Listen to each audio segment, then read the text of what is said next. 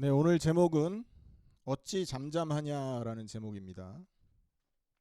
1절에 보면 통치자들아 너희가 정의를 말해야 하거늘 어찌 잠잠하냐, 인자들아 너희가 올바르게 판결해야 하거늘 어찌 잠잠하냐에서 제목을 따왔습니다. 어찌 잠잠하냐. 자, 오늘 말씀을 살펴보기 전에 지난주 메시지를 한번 좀 기억해 보면 좋겠습니다. 우리의 마음을 확정해야 된다, 그렇게 말씀을 나눴죠. 다윗이 사람이 보기에는 굉장히 의로운 일을 했어요. 사울을 죽일 수 있는 기회가 있었는데 사울의 옷자락만 배에서 베어 갔죠.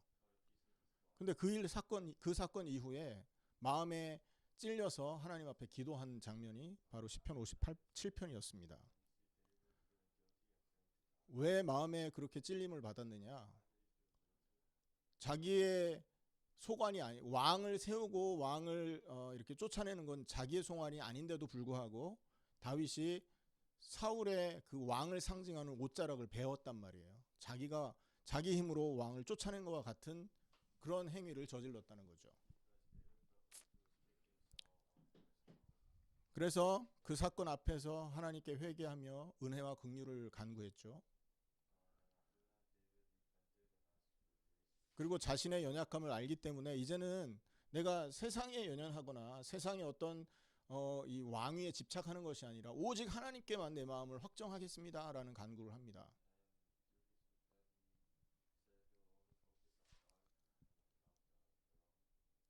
그리고는 그 안에서 하나님의 은혜와 인자하심과 영광을 체험해야 하도록 기도하는 모습을 우리가 살펴봤는데요. 그래서 우리가 지난주에 그렇게 말씀을 나눴죠. 모든 사건을 하나님이 허락한 것을 믿고 은혜와 긍휼을 간구하자.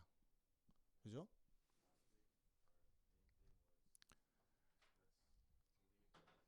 내가 원하는 일이었든 원치 않는 일이었든 하나님이 허락하신 것을 인정하자라는 거죠. 그래서 그 상황 안에서 인간의 갈등, 인간의 방법이 아니라 오직 하나님께만 마음을 확정하고 기도하는 그 기쁨을 누리자.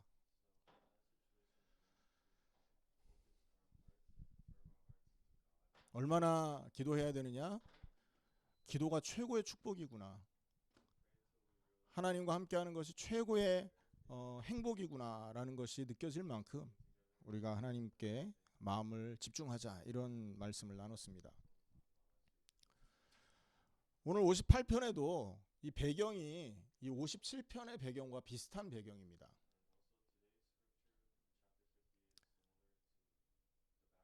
많은 사람은요, 문제가 오면 넘어지잖아요. 많은 사람이 하나님을 원망한다고, 문제 앞에서. 하지만 다윗은 참된 믿음의 사람이었다는 증거가 뭐냐?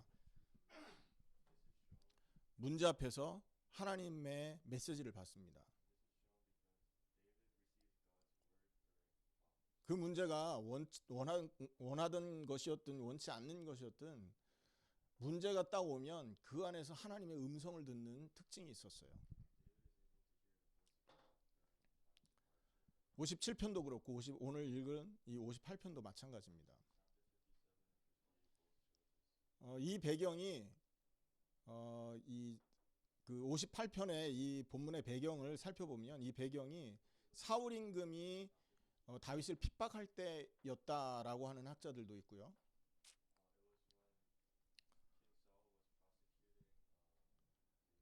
어떤 사람들은 이 압살롬이 다윗의 왕좌를 다윗을 배반하고 왕위를 빼앗으려고 했던 그런 시대였다, 이렇게 말하기도 합니다. 그래서 이 사울의 핍박 때 이것이 기록됐다라고 말하는 사람들은 어떻게 얘기를 하냐면, 이 본문을 어떻게 얘기하냐면,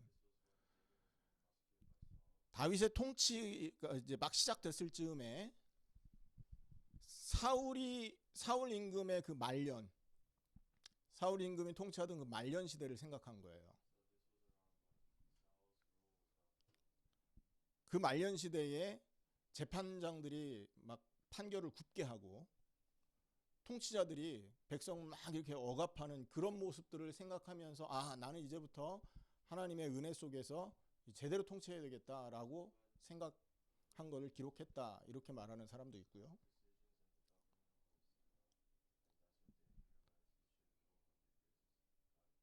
또 이 배경이 압살롬 시대다라고 말하는 사람들은 1절을 해석할 때 이렇게 해석을 합니다.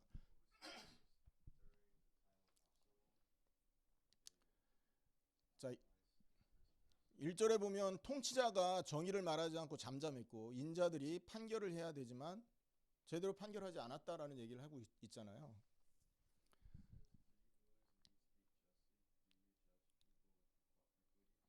이렇게 말하게 된 게 사무엘하 15장을 배경으로 하고 있다 이렇게 말을 합니다.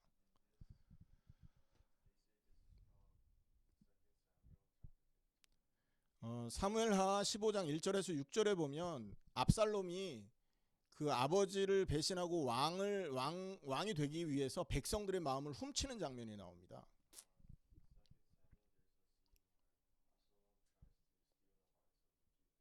문제를 가지고 다윗 임금한테 나가서 이거 해결해 주세요 이렇게 부탁하려고 하는 사람들을 중간에서 만나요 압살롬이.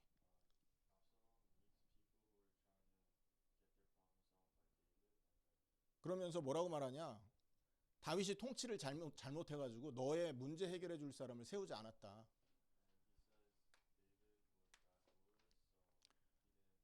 그래서 내가 너를 도와줄 것이다. 이렇게 중간에서 그 사람을 가로채는 겁니다. 그래서 압살롬에게 도움받은 사람들은 다윗을 미워하는 그런 마음을 갖게 되는 거죠.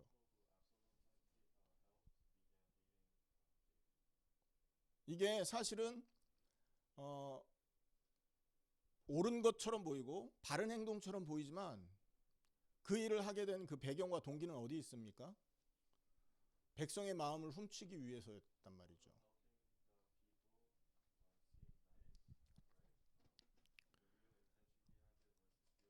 그래서 여기에 이 1절뿐만 아니라 이 58편 전체 배경이 바로 이런 사건들을 모티브로 하고 있다라고 주장하는 학자들도 있어요. 그것이 무엇이 됐든 간에 다윗에게는 큰 위기였던 겁니다.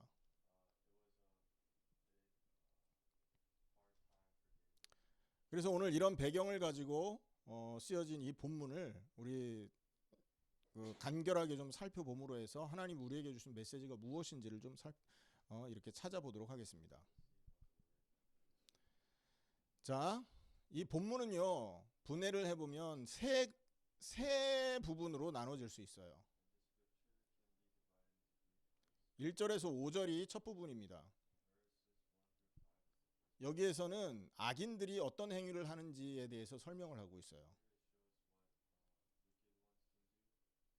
자, 여기서 한번 좀 살펴보겠습니다. 통치자들아 그랬죠. 1절에 보면 통치자들아 라고 말을 하고 있어요. 여기서 통치자들은 누구를 말하느냐 하면 사울이 통치를 하는 걸 돕는 모사들, 카운셀러들을 말하죠. 혹은 아버지의 왕위를 빼앗기 위해서 백성의 마음을 훔치려고 하는 압살롬과 그 압살롬을 돕는 사람들을 말하는 겁니다. 그 사람들을 여기서는 악인이라고 말하고 있고요. 그 사람들의 행위가 한 8가지 정도로 설명이 되고 있습니다.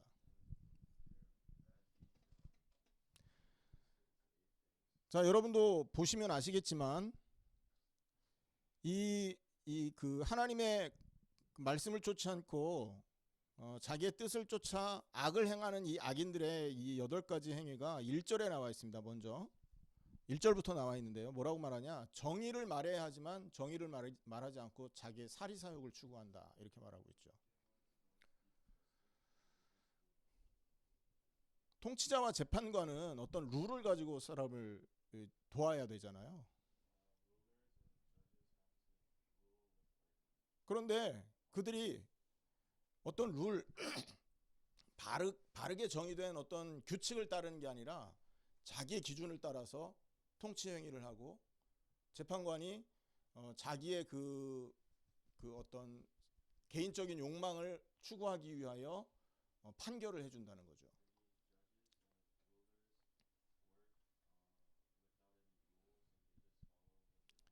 정의를 말해야 될 통치자는 정의를 말하지 않고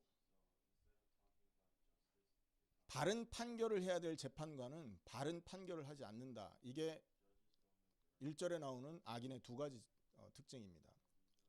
정의를 말하지 않고, 두 번째 올바른 판결을 하지 않는다. 그리고 세 번째 그 악인의 특징은요, 그들의 중심에 악을 행한다. 밖으로 보여지는 외관이 좋은 것이었든 좋지 않은 것이었든 상관없이 실상은 다윗을 넘어뜨리려고 하는 동기가 그 마음 속에 자리 잡고 있었다라는 걸 말하는 거예요. 이해되시죠? 사울을 돕는 모사들은요, 그들이 많은 아이디어를 짜내지만 사실은 그 아이디어가 다윗을 죽이려고 하는데 목표가 있었다는 겁니다.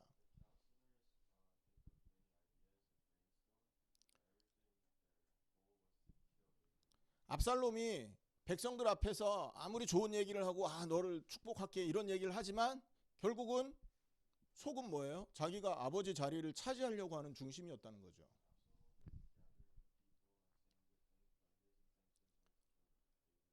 그래서 밖으로 보여지는 외관이 어떻든 그것이 아무리 공정하게 판결하는 것처럼 보여지든 상관없이 중심에는 자기의 사리사욕, 다윗을 넘어뜨리려고 하는 동기가 그 마음에 가득했다라는 거예요.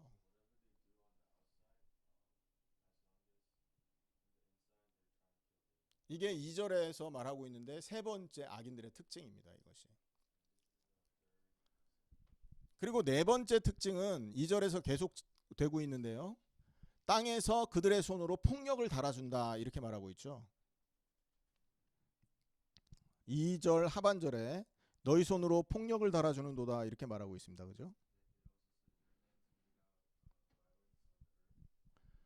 또 다른 해석으로는 이 폭력을 저울에 달고 있다라고 해석을 할 수도 있습니다. 같은 말이죠, 여러분. 손으로 폭력을 달아준다라는 거나 폭력을 내가 달아주고 있다, 저울에 달고 있다라고 해석하는 거나 같은 의미입니다만 이 중심의 뜻은 뭐냐 하면 머릿속에 생각하고 있는 죄악을 밖으로 만들어낸 것을 의미합니다.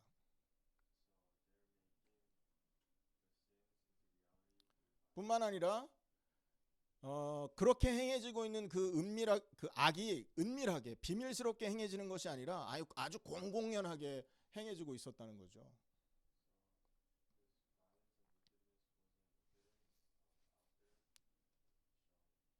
이게 네 번째 그 악인들의 행동, 악인들이 행하는 그 행동의 특징이었다는 겁니다. 그리고 악인들은 다섯 번째로 3절에 보면 모태에서부터 멀어졌다 이렇게 말합니다. 어머니 뱃속에서부터 하나님에게서 멀어지고 말씀에서 멀어지고 자기 유익을 쫓아갔다 이 말이죠. 이 말은 무슨 말이냐? 인간이 창세기 3장의 상태로 출생함을 말해주고 있는 근거 성경 구절이기도 합니다. 이게 창세기 3장의 상태로 태어나는 거예요. 인간이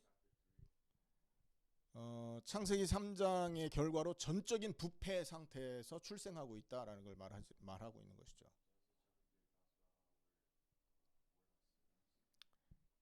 여섯 번째로 그래서 그 결과 그들이 어떻게 한다고 합니까? 3절에 나면서부터 어디로 갔다? 곁길로 나아가 거짓을 말하는도다 이렇게 말하고 있는 거예요. 그러니까 그들의 행위가 거짓을 말하고 있고 자기의 유익을 쫓아 자기의 사리사욕을 채우기 위해서 이런 일들을 하는데 결국은 그 모든 원인이 어디서부터다? 모태에서부터 전적인 부패 상태로 태어났기 때문에 그런 일들이 진행되고 있음을 얘기하고 있는 거죠. 그 다음에 여섯 번째로 4절에 보면 뭐라고 말하냐? 그들의 독은 뱀의 독 같다 이렇게 말하죠. 사람을 죽이는 데 쓰여진다라는 거예요. 그러니까 여러분 사단이 하는 짓은 뭡니까? 사람을 유혹하는 거잖아요. 좋은 것을 주고 하나님에게서 멀어지게 만드는 짓을 합니다. 근데 이게 볼 때는 굉장히 사람에게 유익을 줄 것 같아요. 하지만 그 유혹에 꼬임을 받아서 사단이 원하는 그 행동을 했을 때는 결국 하나님에게서 멀어져서 멸망의 길, 죽음의 길로 이를 수밖에 없는 거 아닙니까?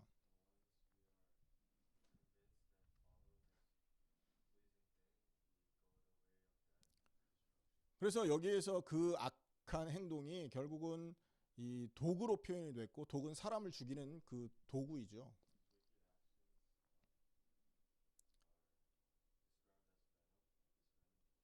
하나님의 말씀을 쫓지 않고 자기의 원하는 것을 쫓는 그 사람의 행위는 결국은 사람을 죽이는 독과 같은 역할을 할 수밖에 없다라는 거예요.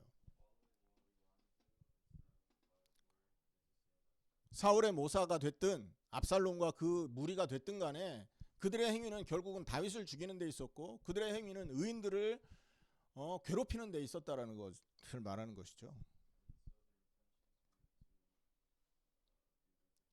여덟 번째로 5절에 보면 그 악인의 특징이 또 나오는데요. 뭐라고 나와 있습니까? 8절 한번 5절 한번 같이 읽겠습니다. 시작. 술사에 흘리는 소리도 듣지 않고 능숙한 술객의 요술도 따르지 아니하는 독사로다. 자, 무슨 말이겠습니까?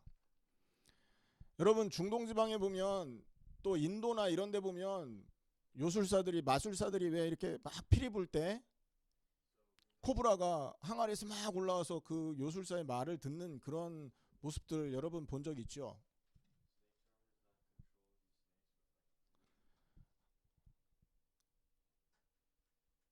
피리 소리에 움직이는 그 독사들은 그래도 컨트롤이 가능한 독사입니다.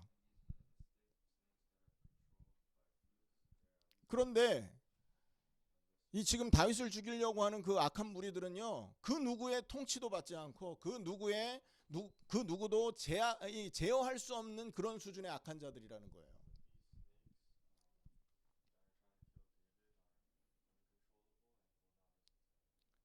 자기가 원하는 거면 누가 얘기를 하든 듣지 않는 거예요.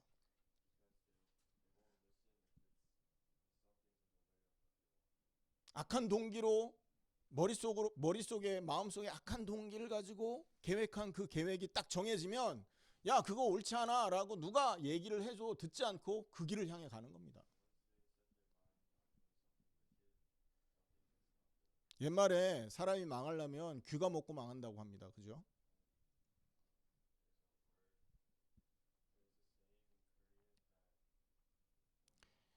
말을 듣지 않는 거예요. 그 사람은 결국 자기의 길을 가다가 멸망하는 그런 인생을 살게 되는 건데요. 오늘 이 5절에서 이 술사의 말을 듣지 않는 독사를 가지고 그렇게 아무의 그 얘기도 듣지 않고 컨트롤되지 않는 그 사람을 비유적으로 표현하고 있습니다. 그래서 1절에서 5절이 첫 번째 부분인데 이 첫 번째 부분에서는 악인들의 행위를 8가지 정도로 지금 설명하고 있음을 잠깐 살펴봤고요. 두 번째 부분은 6절에서 9절입니다. 이 6절에서 9절은 다윗이 기도를 하나님께 기도를 하는 장면이고요. 뭘 기도하냐면 하나님이 그 악인들의 행위에 개입을 하셔서 그들이 행하고 있는 그 행위에 맞도록 심판을 해달라 이런 기도를 하고 있는 것입니다.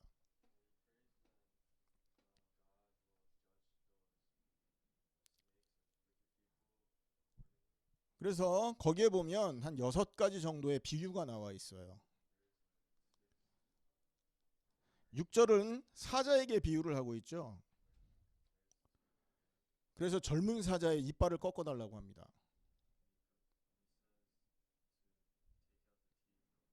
여러분, 나이 먹은 사자는 힘이 빠져서 움직일 수도 없습니다. 손 댈 필요도 없어요. 그렇지 않습니까? 그런데 여기에서 젊은 사자는요, 굉장히 활기가 있고 힘이 있고 생동감이 넘치는 상태란 말이에요.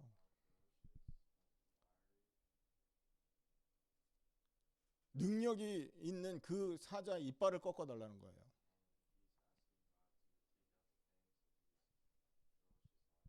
뭘 말할까요, 여러분?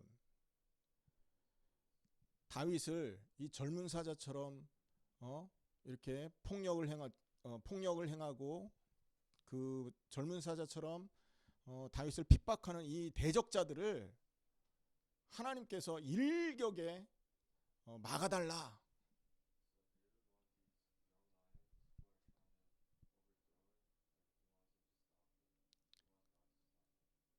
그리고 그 압제자들의 행위가 이 젊은 사자와 같이 젊은 사자가 그 사자들이 하는 짓은 뭐냐하면 찢고 파멸시키는 일을 하잖아요. 이빨을 가지고.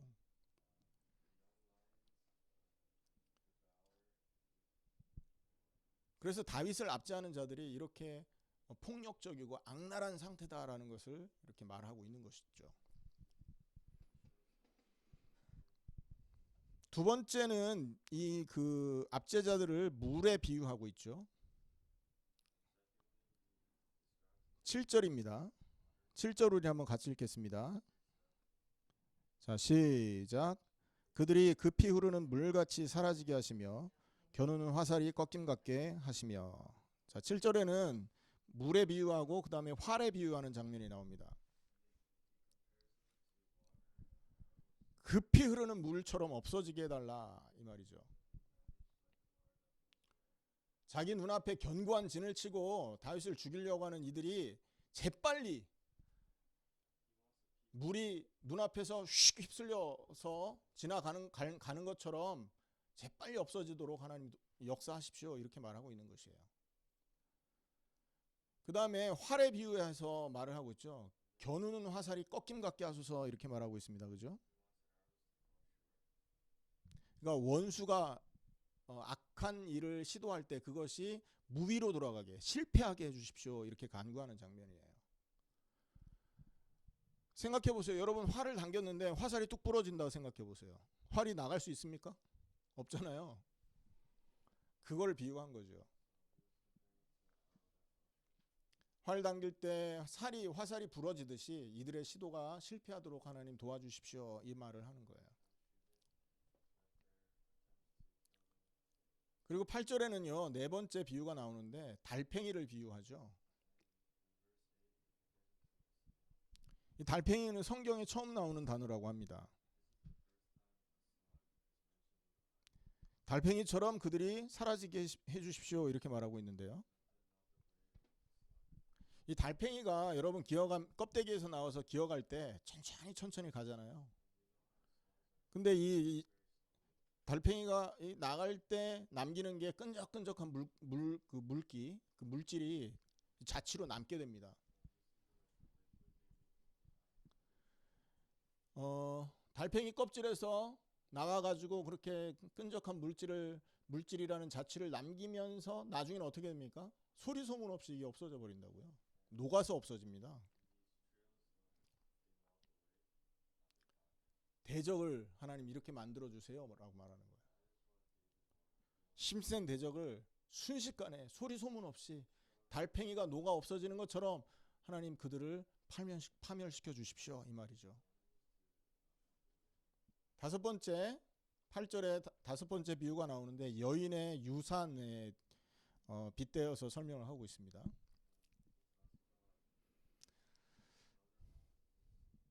만삭되지 못하여 출생한 아이가 햇빛을 보지 못하게 하소서 이렇게 말하고 있습니다. 그 말은 무슨 말이냐면 생존하기도 전에 사라져버리는 걸 말합니다.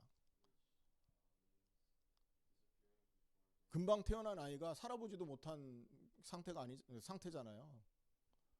한 번도 그 생을 살아본 적이 없잖아요. 금방 태어났으니. 그리고 금방 태어났기 때문에 이 아이가 장성에서 진짜 인간으로서 누릴 수 있는 이런 삶을 한 번도 살아보지 못했는데, 그런 상태에 있는 그 아이가 없어져서 죽음에 이르게 된 것처럼 나의 대적이 일순간에 어떤 뭔가 그들이 목적한 것을 체험해 보기 전에 하나님 무너뜨려 주십시오, 이 말을 하고 있는 거예요.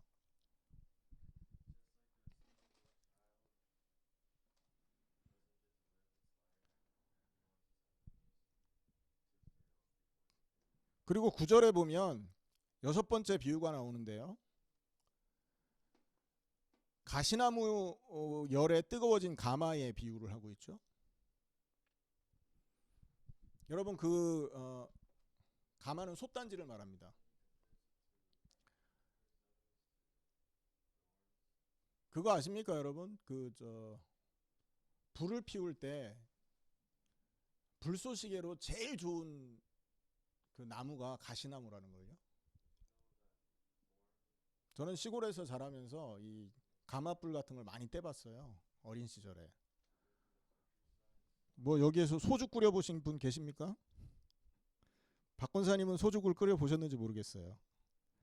이상희 집사님도 소죽을 끓여 보셨나 모르겠습니다. 소죽 끓일 때 보면 아궁이에다 불을 지피잖아요. 그때 그 가시나무 같은 것을 불쏘시개로 씁니다. 우리가 밖에 나가서 바베큐 파티 할 때도 숯불 피울 때 있잖아요. 그냥 막 붙이면 불이 잘 안 붙어요. 산에 가가지고 가시나무 가지를 꺾든지 아주 얇은 가지를 꺾어서 그거를 먼저 불쏘시개로 써야 숯불이 잘 붙습니다. 여러분, 그 불을 피워서 그 사용하는 목적이 뭡니까? 그 솥에 있는 뭔가 고기를 익히든지 음식을 익히는 거 아니에요? 그런데 오늘 여기 9절에 보면 그 불이 가마를 뜨겁게 하기 전에 바람으로 휩쓸려 가게 하소서, 이렇게 말하고 있는 겁니다.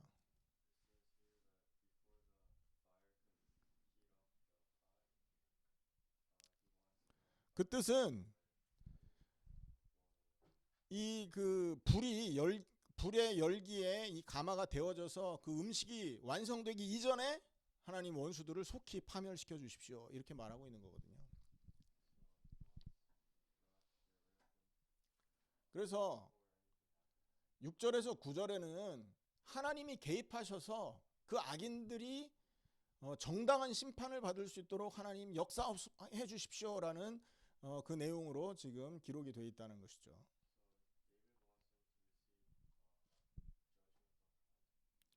그리고 마지막 세 번째 파트입니다. 이게 이제 마지막 10절에서 11절 두 절을 말하고 있는데요. 여기에서는 하나님의 구원을 기뻐하는 모습, 그리고 하나님께서 악인들을 심판해 주심으로 해서 하나님이 의인의 편이구나, 이것을 사람들이 알게 해달라.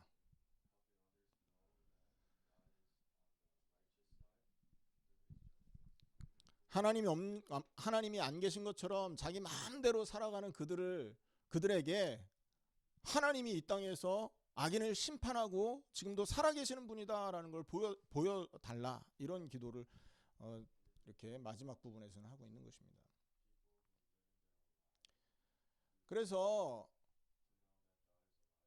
지금 다윗이 압살롬의 배반과 또는 사울 임금의 핍박 하에서 하나님께 그 핍박이라는 그 배경 하에서 지금 이 시편 58편을 세 부분으로 지금 얘기하고 있는 거예요.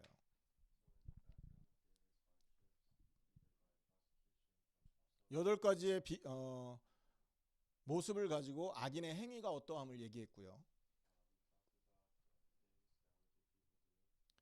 6개의 비유를 가지고 하나님의 악인이 하나님의 개입하심으로 심판받게 해달라, 이렇게 얘기하고 있고요.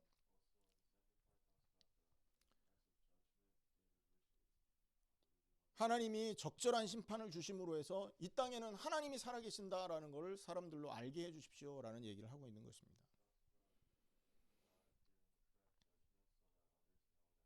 자, 그러면 오늘 이 본문을 가지고 우리가 하나님께, 그러니까 본문을 통해서 우리가 적용해야 될 내용이 무엇인가를 살펴봐야 되겠습니다. 자, 여기서 우리가 한 3가지 정도 우리가 적용해야 될 부분들을 좀 이렇게 찾아볼 수 있는데요. 첫 번째 부분은 악행의 배경이 뭔지를 알아야 됩니다. 자, 여러분 생각해 보십시오. 통치자가 정의를 말하지 않고 있잖아요. 판결해야 되는, 제대로 된 판결을 해야 되는 그 재판장들이 제대로 된 판결을 하지 않고 있지 않습니까?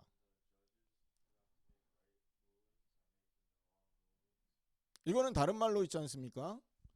하나님의 말씀을 쫓아야 될 하나님의 백성들이 자기의 욕망을 쫓아 지금 살고 있는 거예요.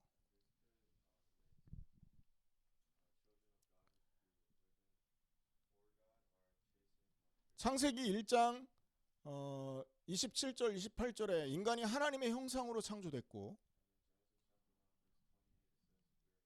형상은 원형을 위해서 존재하는 거란 말이에요. 하나님이 원형이고 우리는 그 하나님 원형 대신 하나님의 이미지지 않습니까? 그런데 이 이미지가 원형 위에 존재하려고 하는 거예요. 여러분, 그게 가당키나 한 말입니까? 있을 수 없는 일이란 말이죠. 왜 그러냐? 이미지인 인간들이 원형인 하나님을 무시하고 하나님을 예배하고 하나님을 찬양하고 하나님을 높여야 될 하나님의 이미지들이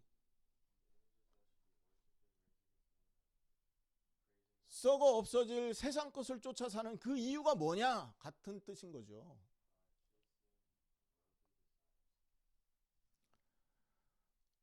여러분, 한번 생각해 보셔야 됩니다. 우리가 일주일을 살아갈 때 하나님을 예배하고 하나님을 높이려고 하는 중심으로 가득 찬 인생을 살고 있는지, 아니면 내가 즐거워하고 내가 기뻐하는 것을 하기 위해서 내 시간과 내 정열을 사용하고 있는지,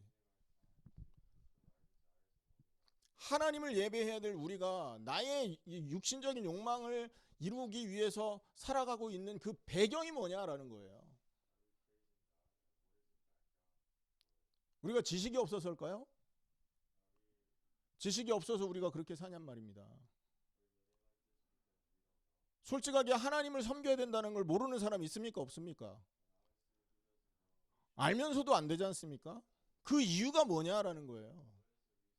그 배경이 어디에 있느냐? 어디에 있습니까? 창세기 3장이 원인이라는 걸 기억하셔야 됩니다.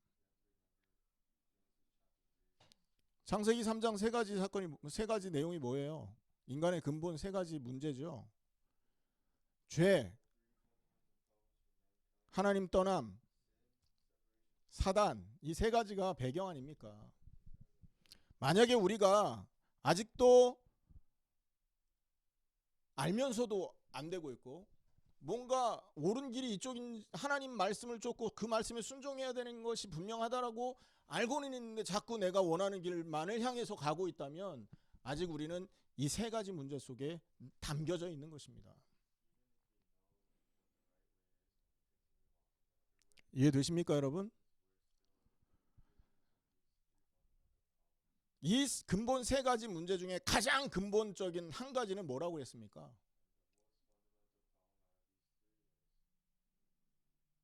죄라고 그랬지 않습니까? 맞죠?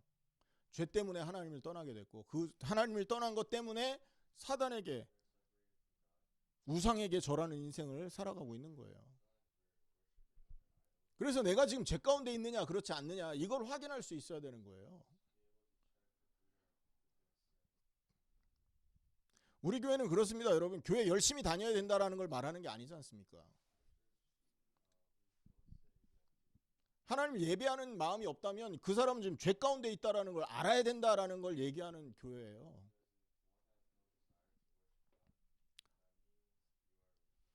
어떤 사람들은요, 제가 이번 주에 어떤 분하고 통화를 했는데, 먼저 다니던 교회에서 빠져나와서 이렇게 또 작은 그룹으로 또 예배를 하는 곳에 이분이 참여하고 있더라고요.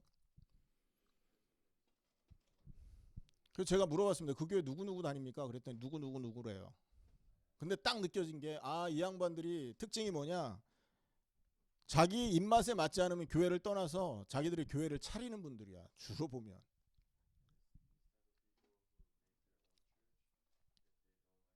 그런 사람은요, 예수님이 목회를 해도 그 교회에 남아있지 않을 겁니다.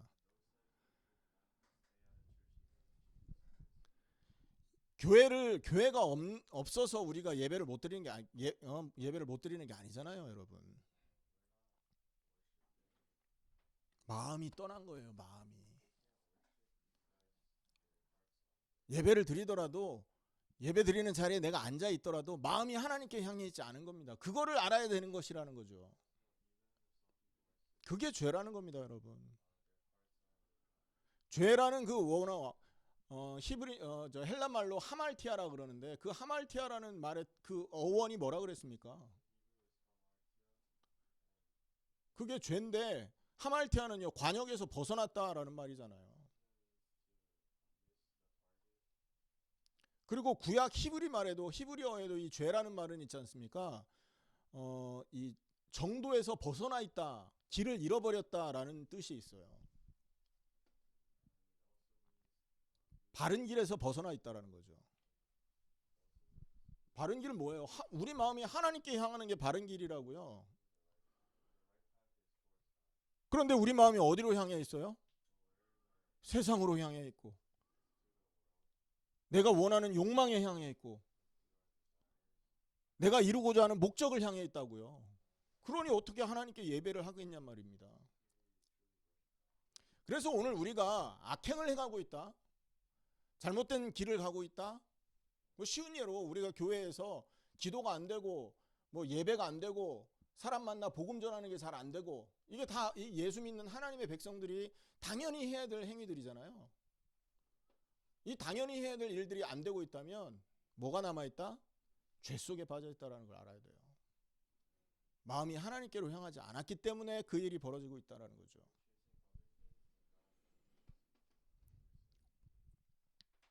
그 내용이 어디 나옵니까? 2절에 나오잖아요. 너희가 중심에 뭐를 행한다? 중심에 뭐가 있다고요? 2절에 악을 행하고 있다. 그러니까 중심이 하나님이 아니라 다른 게 채워져 있다는 거예요. 우리 마음 중심에 악이 자리 잡고 있으면 절대 하나님께로 우리 마음을 돌려드릴 수가 없는 것입니다.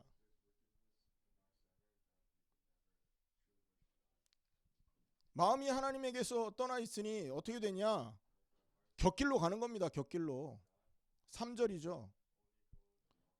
나면서부터 곁길로 나가 거짓을 말하는도다.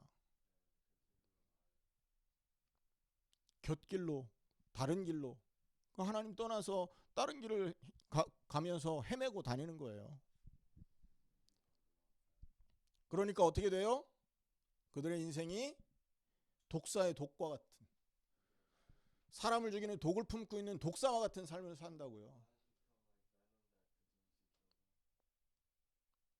그러니 이런 상태에 있는 사람은요, 주변에서 아무리 얘기해도 말을 듣지 않아요.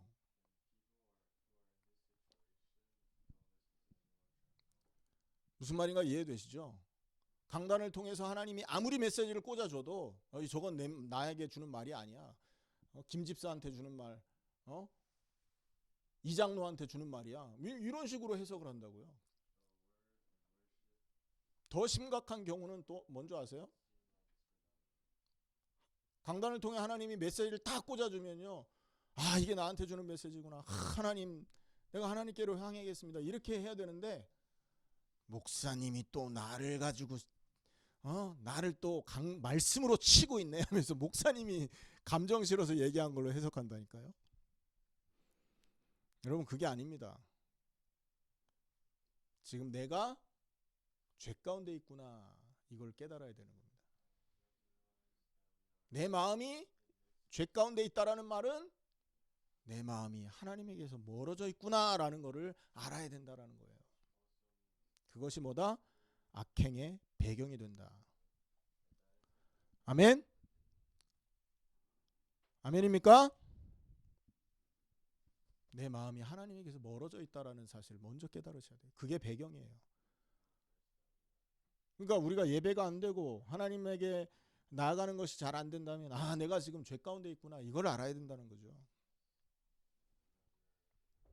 두 번째입니다. 그러면 그 악행으로 인해서, 이 창세기 3장 죄로 인해서 생겨지는 결과는 뭐냐?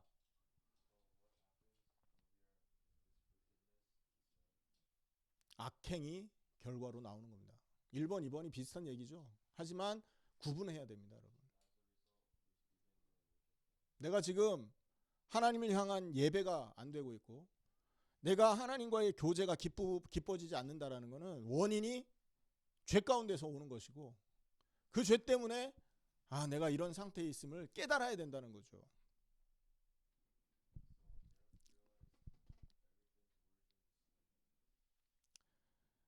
내가 죄 가운데 빠져 있다는 그 증거로 이런 사람들은 악한 행위를 하는데, 그 악한 행위의 행위가 어떤 것을 보고 악한 행위라고 하느냐?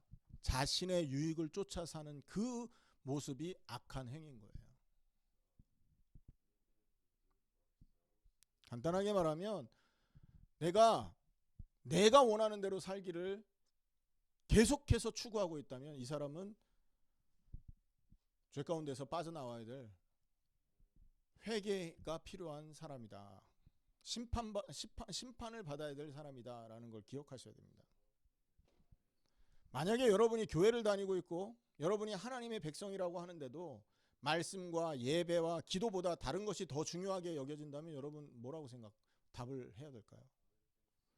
또 내가 정말로 조용한 시간에 하나님과 마주 앉아서 하나님을 예배하는 그 교제 시간보다 다른 것과의 교제가 더 빈번히 일어나고 있다면 우리는 어떻게 우리 자신을 해석할 거예요? 맞죠? 그 사람들은 아직 창세기 3장에서 시작된 죄 가운데에서 빠져나오지 못한 상태임을 기억해야 됩니다. 여러분을 진단하라는 말입니다. 이런 진단이 없이 아무 약이나 먹으면 그 병이 나아지겠습니까, 여러분? 병원에 갔는데 지금 발목이 아픈데 머리 아픈 약 먹으면 그게 해결이 되겠냐고요. 진단이 제대로 나와야 되는 것이죠. 자, 세 번째입니다. 그러면 해결책은 뭡니까? 해결책은 그리스도 외에는 없는 것입니다, 여러분. 하나님이 인생의 모든 문제를 해결하기 위해 이 땅에 그리스도를 보내셨죠. 인간의 문제는 죄 때문에 하나님을 떠난 거예요. 그게 인간 문제의 모든 문제의 원인이었지 않습니까? 그래서 하나님을 섬기지 않고 사단을 섬기고 육신을 쫓아가도록 되어 있는 게 인간의 상태라고요. 그 문제를 해결하기 위해서 하나님이 그리스도를 이 땅에 보낸 겁니다. 그래서 우리의 해결책은 이 그리스도께서 모든 문제를 끝내기 위해서 우리에게 선물하신 십자가, 그리고 그분의 부활하심 속으로 들어가는 것, 그것이야말로 우리의 인생이 이 문제에서 빠져나오는 유일한 길임을 기억해야 돼요. 십자가와 부활의 은혜 앞으로 나아가시기를 축원합니다. 아멘. 어떻게 그 앞으로 나갈까요, 여러분? 조금 전에도 말했지만 나의 상태를 진단하셔야 됩니다. 내 마음이 하나님께로 향해 있느냐, 세상 쪽으로 향해 있느냐. 내 마음이 하나님을 향해 있느냐, 나의 욕망을 향해 있느냐. 진단하시고, 진단이 됐다면 어떻게 해야 됩니까? 진정한 마음으로 회개해야 됩니다. 내가 서 있는 길에서 하나님을 향한 곳으로 내 마음을 전환시켜야 된다고요. 트랜스폼 해야 된다고요. 완전히. 그리고는 내가 정말로 하나님 앞에 내 마음을 돌이켰다라는 그 증거로 십자가의 죽음을 내 마음에 영접해야 되는 것입니다.